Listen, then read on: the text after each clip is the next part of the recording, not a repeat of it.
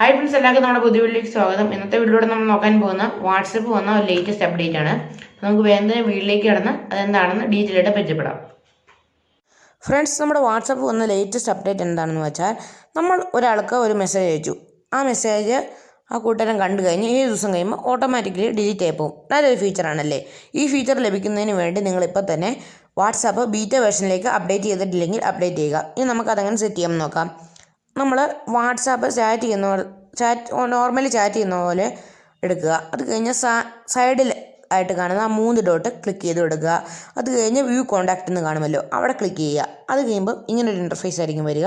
അവിടെ 4ാമതായിട്ട് നമുക്ക് കാണാം ഡിസപ്പിയറിങ് മെസ്സേജസ്. അത് ഓഫായിട്ടായിരിക്കും കിടക്കുക. അവിടെ ഒന്ന് ക്ലിക്ക് ചെയ്ത് കൊടുത്തു കഴിയുമ്പോൾ നമുക്ക് ഓൺ ഓഫ് എന്ന് കാണാം. നമ്മളത് ഓൺ ചെയ്തിടുകയാണെങ്കിൽ ഒന്ന് ബാക്ക് വരുവാണെങ്കിൽ ഇനി നമ്മൾ മെസ്സേജ് അയച്ചാൽ 7 ദിവസം കഴിയുമ്പോൾ അത് ഓട്ടോമാറ്റിക്കലി ഡിലീറ്റ് ആയി പോകും. ഇന്ന് ഞാൻ നിങ്ങൾക്ക് പകർന്നു തന്ന ഈ ഇൻഫർമേഷൻ യൂസ്ഫുള്ളും ഇൻഫോർമേറ്റീവാകുന്നു വിചാരിക്കുന്നു. ഇഷ്ടപ്പെട്ടാൽ ഇപ്പം തന്നെ ലൈക്ക് ചെയ്യുക.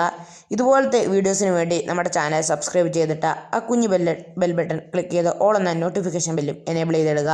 എന്നാൽ മാത്രമേ ഞാൻ വീഡിയോസ് ഇടുമ്പം അപ്പോൾ തന്നെ നിങ്ങളുടെ ഫോണിലേക്ക് ഈ വീഡിയോസ് എത്തിച്ചേരുകയുള്ളൂ. ഇനി ഇതിനേക്കാളും നിങ്ങൾക്ക് യൂസ്ഫുള്ളും ഇൻഫോർമേറ്റീവും ആകുന്ന ഒരു വീഡിയോ കാണുന്നവരെ എല്ലാവർക്കും ഗുഡ് ബൈ. ഫ്രണ്ട്സ്, നിങ്ങൾക്ക് ഈ വീഡിയോ വാച്ച് ചെയ്ത് കഴിയുമ്പോൾ ഒരു സംശയം വരും. നിങ്ങൾ ആ കൂട്ടുകാരൻ അയച്ച മെസ്സേജസ് എല്ലാം ഡിലീറ്റ് ആയി പോകുമെന്ന്. പക്ഷെ ആ ഡൗട്ട് വേണ്ട. നിങ്ങൾ എന്ന് തൊട്ടാണോ ഈ ട്രിക്ക് എനേബിൾ ആക്കിയത് അന്ന് തൊട്ടുള്ള മെസ്സേജസ് മാത്രമേ 7 ഡേയ്സ് കഴിയുമ്പോൾ റിമൂവ് ആവുകയുള്ളൂ. അപ്പം നിങ്ങൾക്ക് എന്തെങ്കിലും ഡൗട്ട് ഉണ്ടെങ്കിൽ കമൻറ്റ് ബോക്സിൽ ചോദിക്കുക.